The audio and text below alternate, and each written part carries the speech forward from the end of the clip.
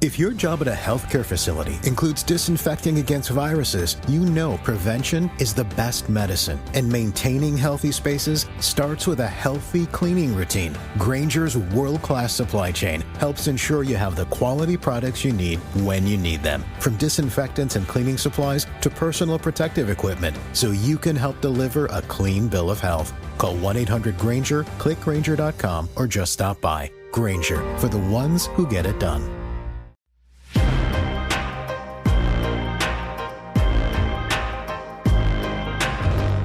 Welcome, everyone, to another episode of Streamed and Screened, an entertainment podcast about movies and TV from Lee Enterprises. I'm Terry Lipschutz, managing editor of the National Newsroom at Lee and co-host of the program with Bruce Miller, editor of the Sioux City Journal and a longtime entertainment reporter. And Bruce, last week we talked movies, the big summer blockbusters on the way. This week we're talking TV, small time, small tube kind of stuff. And kind of the section of both of these, or the thing that intersects it, is a film that has been released in theaters but then quickly moves to Amazon Prime.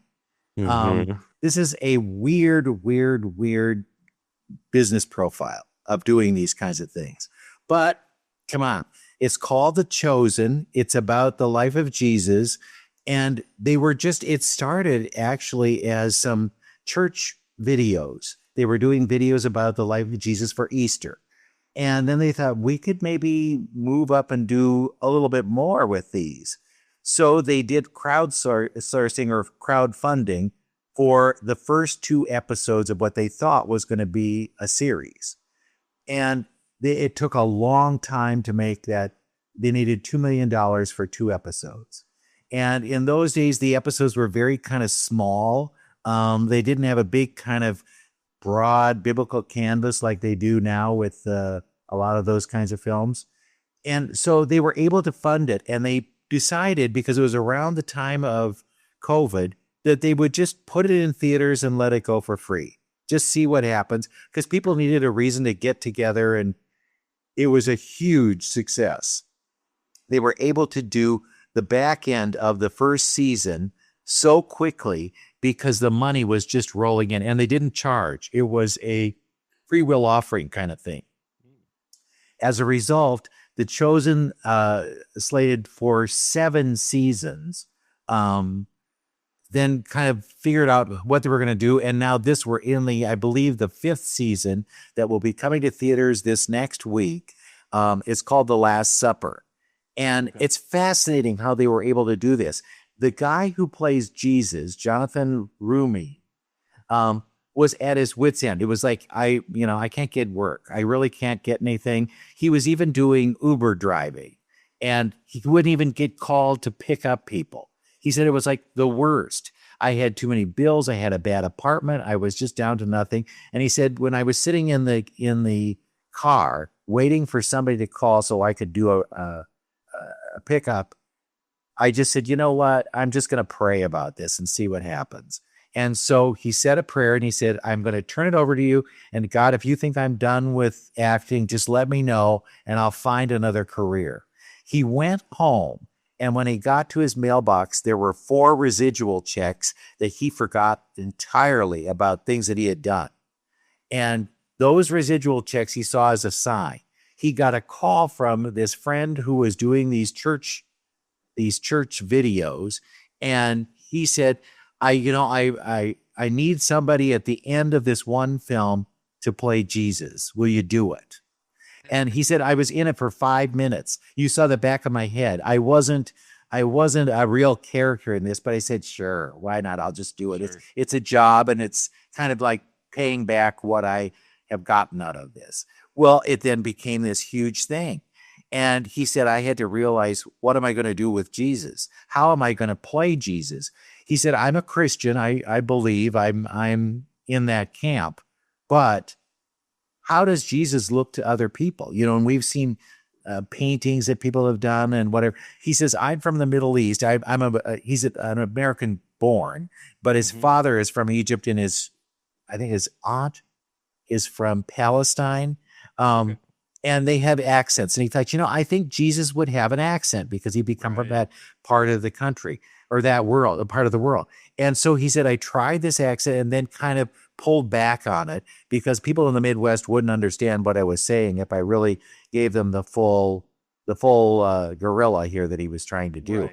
And so and it worked. And now he gets people who stop him on the street and ask him to baptize them, marry them, hear their confessions. And he goes, I can't do these things. It's fascinating, though, that they're interested in this. And he says, I think there's a real need for connection. Now, what makes The Chosen different from other religious films, according to Dallas Jenkins, the guy who produced the series of films, writes and directs them as well. His dad was an author of the Left Behind books, if you know anything about that.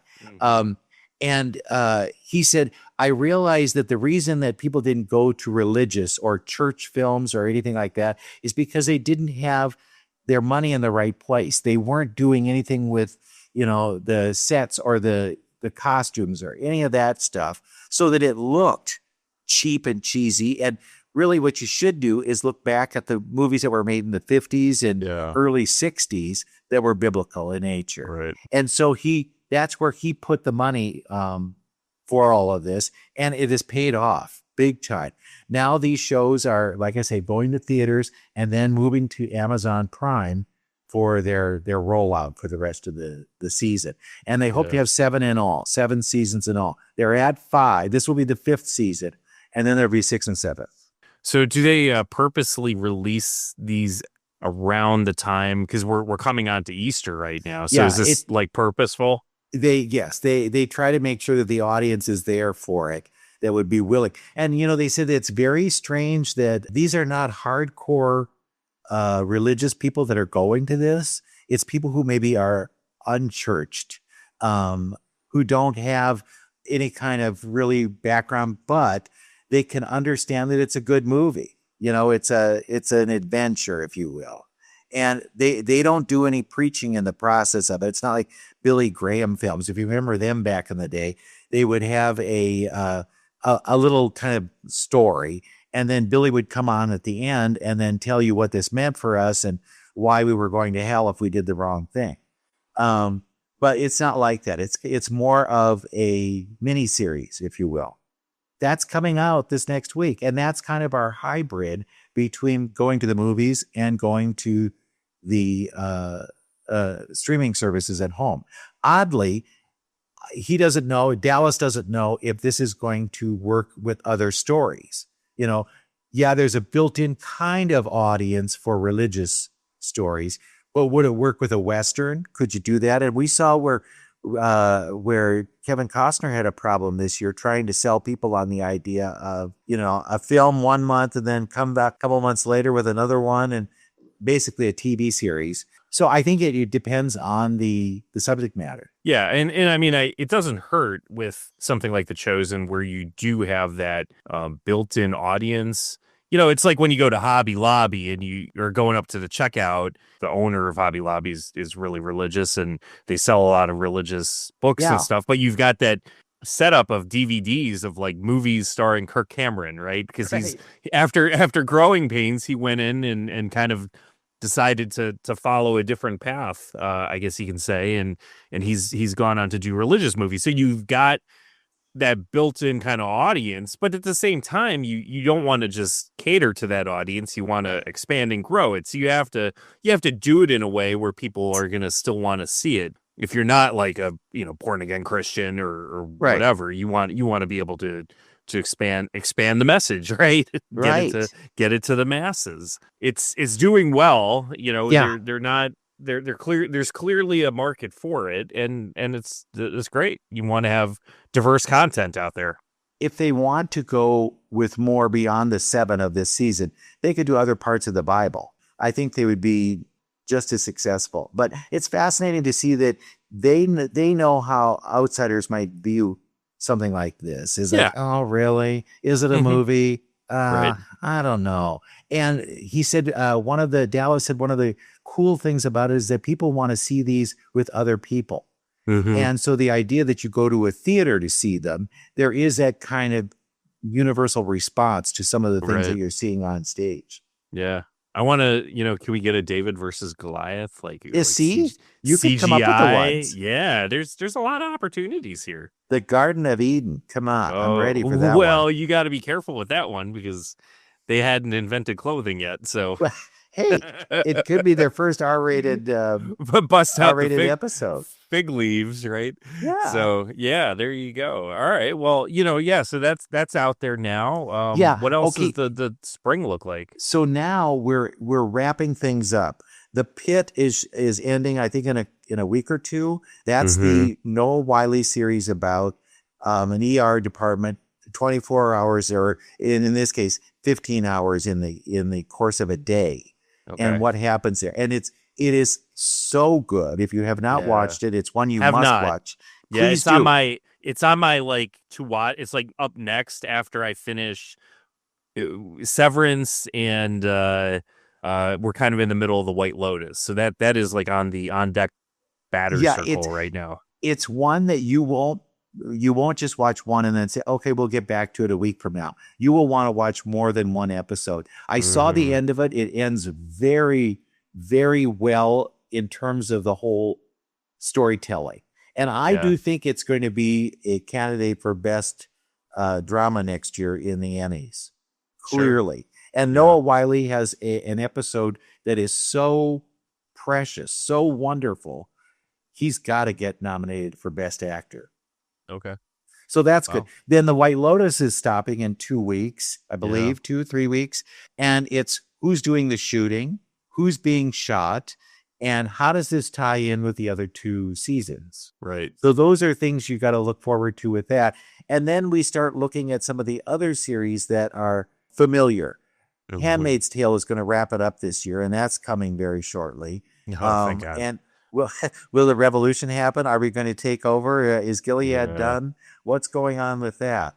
Then we also have The Last of Us is coming back, and I've seen one episode of that, and they're introducing new elements. I guess that's as much as I can say, that will let you know where they're headed with this.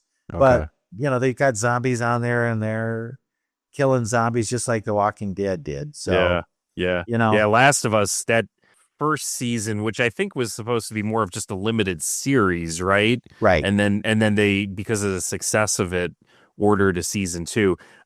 I loved it. And I know I wasn't somebody who played the video game or anything like that it's based off of, but the storytelling and the emotions in it were just amazing. It was such a good series. Yeah, I think that's the trick, is figuring out how do we translate this? Because there's a lot of video games that can be content, but they never end. And you need to have an end game for a series to really work. And I pound for pound, word for word, it has the most F words in it of any series I can think of. Wow. There you go. Don't let the kids see that one. There's a thing called Happy Face that's coming out about a killer. Okay. And it's based on a podcast. It's one of those true crime things. Annalee Ashford plays the daughter of a killer, a serial killer, played by Dennis Quaid. And suddenly he lets out that he may have killed somebody else. And then this throws the story into flux, and her efforts to try and get the guy who's accused of the murder cleared. So, it's one of those things. We'll see if it works. Paramount Plus, if you're looking for something like that. I have a Paramount Plus story for you, but let's go on. Okay. Well, here's another one from Paramount Plus, MobLand. And it's about 2 warring mob families. And then there's a kind of a fixer that's trying to go between all these. Tom Hardy plays the fixer. Pierce Brosnan and Helen Mirren are part of the mob families. So that should be fascinating. Then there's a thing called Dying for Sex. Now that you tune in, right? Right. Michelle Williams plays a woman who discovers that she has breast cancer. She gets divorced and then decides she wants to experiment with all different kinds of sex before she dies. Interesting concept, I think. Yeah. The Residence from Shonda Rhimes is a kind of upstairs, downstairs look at behind the scenes at the White House. And at a state dinner, there was a murder. And so then a detective comes in and has to try and figure out what happened and who was involved and what can we make of this. And easily by interviewing a lot of the behind the scenes people, that's how she's going to find out who's responsible. It's very much like those Ryan Johnson films, Knives Out, those kinds of things. And that's going to be on Netflix. So you'll enjoy that. PBS is bringing back a couple of things. They're ending Wolf Hall, and you'll get to see the end of that if you were a fan of that. And Marie Antoinette Part 2. Now, if you saw Marie Antoinette, you thought, well, I think I've seen enough. But there was enough story there that they could go on to a second season. Call the Midwife is coming back on PBS. And then one that I already have binged as much as I can, Hacks. Hacks is coming back for its, fourth season? And it's about what happens when Deborah Vance gets her talk show. What's she like and how does she interact with Ava, her assistant / writer / whatever, who there might not be happy feelings between the two of them at the point of this. So it's fascinating to see how they go through yet another struggle and what they do with it. Yeah. But it's funny, really funny. A lot of big names guest star. Come on, if you're doing a talk show, you know they're going to be guest stars. There are a couple of lines that I will start using in conversation because they were so good. So those are the things that are in the March-April pool of new series.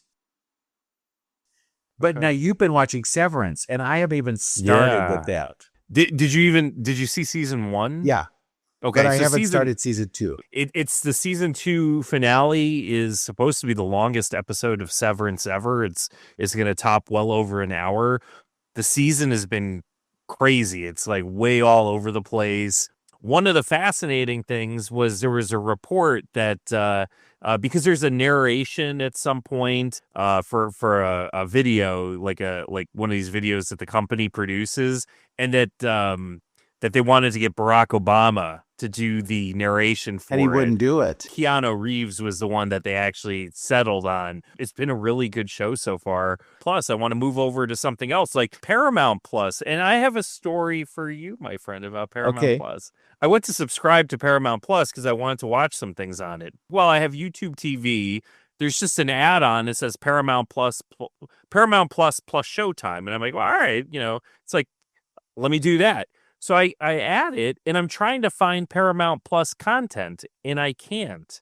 I can't find it anywhere. I can find Showtime content, but I'm struggling to find Paramount Plus content. And it turns out, if you read the fine print on YouTube TV, it's basically just Showtime. So Showtime at some point rebranded as Paramount Plus Showtime. However, if you subscribe through YouTube TV and possibly other services, you're basically just getting just Showtime from what I could tell. And so I reach out to customer service. I'm like, I don't want this. Well, are you sure you want to cancel it? Yes, I don't want it because I want Paramount Plus. Right. What if I told you can have it for 2 weeks for free? Would that change your mind? I'm like, what I can do is just go to my credit card and dispute the charge. How about I do that? And they're like, we'll cancel you right now. So I'm just like, this isn't what I signed up for. I want Paramount Plus. And I figured because it's like one of these things where with these streaming services, I'll add, subtract. I'm at a point now where I've kind of caught up on everything I want to see on Apple TV Plus. Time to move on to something else. Because I can't watch all these channels simultaneously. So I just don't have that time. You're a flipper that you'll go for the period of whatever the introductory period is, if it's 3 months or whatever, watch as much as you can, and then go to another one after that period is up. I'll even go beyond it. I mean, I've been paying full price for Apple TV Plus for probably 6 months now because there was just enough to keep me going. I kind of hit a wall on things I wanted to see and I wanted to just try something else. But I don't want to spend $40 a month on 4 different streaming services. No, you're absolutely right. Your Friends and Neighbors is coming on Apple TV Plus. That's the new John Hamm series. Oh, yeah. He's this middle-aged kind of once wealthy, now soon to be divorced or separated guy who does some kind of heinous things. Right, right. And then he's got also coming up on Apple TV Plus another season of The Morning Show. It's I'll your be back. John Yeah. Hamm channel. You'll be able to see him there. And I keep HBO or Max, whatever they want to call themselves, because there's always something on there I want to see. And then I have Netflix permanently. And then because it's bundled together at a good price, I have that Hulu Disney Plus sure, thing. So it's like those are there, and then I kind of keep that last one as, the rotation of services. And, I might keep it for 3 months, I might keep it for 6. I might even keep something for a full year if I have enough to watch, and then I'll just flip over. But there's other stuff coming out too. I mean, you mentioned Handmaid's Tale, that'll be back soon on Hulu. I'm interested in seeing that for the sole purpose of that. I just need to be done. I need a resolution on that show. yeah, It's like June she should have been killed so many times over at this point, for defying, the right. right. It is just, but there's that it ended on a cliffhanger. I want to see what happens, but I feel like, the Fonz like jumped the shark about 3 times on that show already. And it just needs to be done. The other one that's huge, and I cannot wait for this, and it comes out in April 22nd, I believe, is Andor season 2, the latest Star Wars, and that thing looks crazy good. Disney has been a hot mess with Star Wars. I did like that kids series that they just did, which was kind of like the Goonies, almost like Sure. Space Goonies. I don't need a season 2 of it, but I'll tell you something. Andor season 1 was amazing, and I really think this Andor season 2, which will end right before you get to Rogue One, from what I understand, and they're bringing in back several Rogue One characters, like Forrest Whitaker will be back. I think it's going to be good. The only thing that I'm disappointed about is that first season took about a year in the space universe. The original plan was they were going to do 5 seasons, with each season taking up about a year that leads you into Rogue One. My understanding is because of either budgets or whatever, they're doing, I believe, 10 episodes on Andor season 2, or every 2 episodes will represent roughly a year in space time. Well, that should be, it's like the Pitt. Yeah. Where, yeah. They're using the 24 model. Yeah. Well, and then there's another one that's coming on FX, but they have not announced a start date, and that's Alien Earth. Oh, I'm so there. And so there. That could be a big, let's watch this, binge this thing. It's a weird way that the world of television has transformed. Right. Because it used to be, we went through seasons. And we would start in September, usually the new season. It would end in May, and then you had reruns in the summer. That's basically how it went. Now, the season is all year long, and different elements of that, if it's streaming, if it's broadcast, if it's whatever, takes kind of center stage during a different portion of it. Yeah. That's why you have stupid things like, we're taking a winter break now. Winter break, keep making those things and let's see them right now. Yeah. And then they come back. But I think they've kind of leveled out on their own in terms of what you're going to get from what period. So we're in the streaming zone at this point. Yeah. And then in May, we're going to come back with a lot of those broadcast TV series wrapping up their seasons and bringing us a big end. Yeah. Yeah. It's interesting. We'll, as we wrap up things here, I guess I kind of almost ended on a note here. So I'm watching TV the other day. It's kind of that point in the night where I don't want to start something because the kids are still up and they're getting ready for bed, and my wife is like half asleep on the couch, and so I'm like flipping through, and I use a Roku on my TV for streaming, and Roku has its own channel, the Roku channel, right? And it has some traditional networks, I guess you would call them. But then they have channels dedicated to TV shows. And one of the shows, and I kind of got roped into it for about half an episode, was the Leave It to Beaver channel. Oh. And you think about how television has changed. And I had to look it up. So Leave It to Beaver was only on the air for 6 seasons, okay? From 1957, it debuted, and it ended in 1963. How many episodes of Leave It to Beaver do you think they did in those Well, six seasons? in those years, they would do 30 some episodes of a Yes. series. Uh-huh. I remember as a child watching shows like that. And if you didn't watch the night that it was broadcast, you may not see that show again because the reruns, there weren't enough weeks in the summer to Right. rerun all of the shows that Yeah. you may have missed. 6 seasons, they did 234 episodes. They did basically 39 episodes a season. Yeah, is that unreal? Yeah, and plus the pilot. So You know, it's crazy. Yeah, you just take a couple weeks off here and there. There were nowadays you're like, can I please get 10 episodes, right? Right. Of a, you're like, can you give me 10? And you're lucky to get 8. Sometimes When- you get 6. when I binged Mary Tyler Moore's show over the COVID times, I realized because they had like a lot of episodes in a year's time. And I realized that they were repeating some kind of gags, some kind of lines, things that are almost touchstones for the series. Right. And so that's how they kind of, all right, this week we're going to phone it in and it's going to be Yep. like a bad week of Saturday Night Live. Okay. Yeah. But then they would ramp up for a really big episode. And those are the ones that you remember or heard about. So, Right. 39 episodes, we're there. Gunsmoke was another one that's like 10 million episodes of Gunsmoke somewhere. Yes. And easily they could do that for a series. Perspective here too. The Simpsons, which is the longest running. They've got their own channel. If you only did one episode a day, it would take you like 2 years to watch every episode because in 36 seasons, they've produced 782 episodes, which is an average of about 21, 22 a season. So for perspective, if they did the full, like Leave It to Beaver, 39, imagine doing If that. they did the full Beaver, we would have. They would be over 1,400 episodes by now. And I know I've missed some because Yeah. I don't watch it all the time. No, I've given up on it. It's gone on too long for me. But I was a teenager. I was young. I was about the age of my kids when The Simpsons premiered.